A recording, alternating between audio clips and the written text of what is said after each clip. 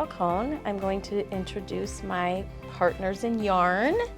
This is Selena Biggio, Barb Pesh, Erica Srzuski, and we also have Bobby Hyde, who's not here right now with us. But we have been working on a project to donate blankets to Blessing House here in Elyria that houses children from birth to age 12 that have come into a situation where they need help. And Blessing House is able to do that for the children, and we were trying to find a way to be able to donate and do something for the children as well. So we decided, with the help of Erica's idea, to make blankets. And in front of us, you will see a whole bunch of blankets that we have started and are going to be donating to Blessing House on November 22nd. They house about 20 students, or children, I should say. They're not all student age, but they house about 20 at a time, and they rotate. So we've made over 30 blankets here so far, and we are going to be donating these. Each of them are going to have a tag on them that says this blanket was made for, and they'll be able to put their name on it and take it with them when they leave Blessing House. So these are just a lot of different patterns and crochet stitches that we have done on each of the different blankets. The fabrics have come from remnants of different locations, either from Joann Fabrics or Hobby Lobby, Facebook Marketplace, donations from people. And we're always looking for donations of fabrics, at least a yard in width. And so they will have different patterns. So what happens after we get the remnants, we have rotary cutters that will poke holes in the edge of the fabrics, and then we take each of them and we will match a yarn set to it, which we have many people that have donated yarns to us, which we are also welcome to take. And they will go ahead and they will start a blanket stitch around the edge. So after the first row goes around, then creativity starts. So each one of us has a different pattern or technique that we like to use, and we share them with each other because a lot of them are specialties to each other that we want to learn from each other. So we do that. There's different things like this particular one that Erica did. It's a popcorn stitch that we were hoping matched the edges of the dinosaurs' backs. There's just a plain single crochet with a couple rows.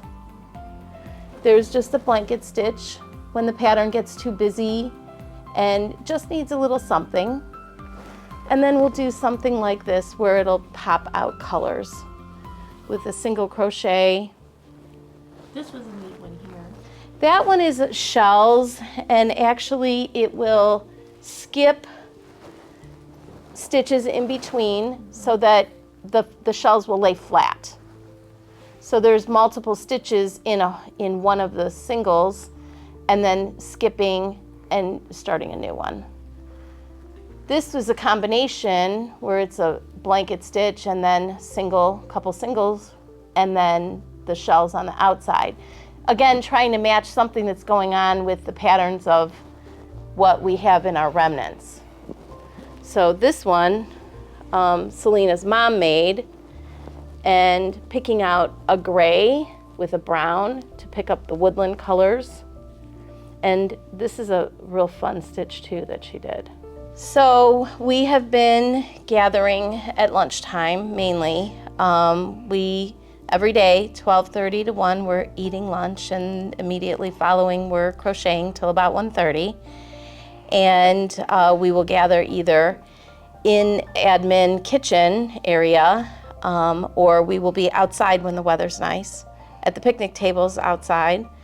And it's brought a lot of camaraderie amongst all of us.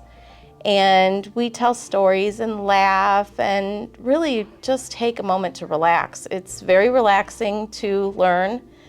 At first, maybe not so relaxing,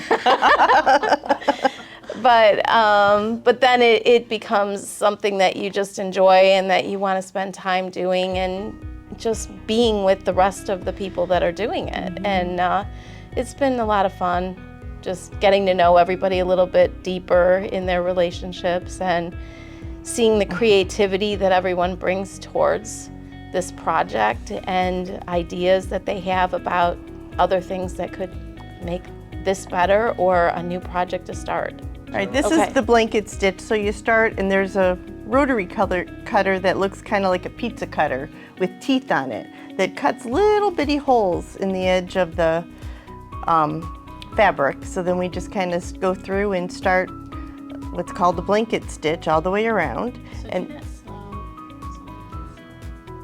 you just pull the yarn through, and you have 2 loops, and you take another and you wrap it through.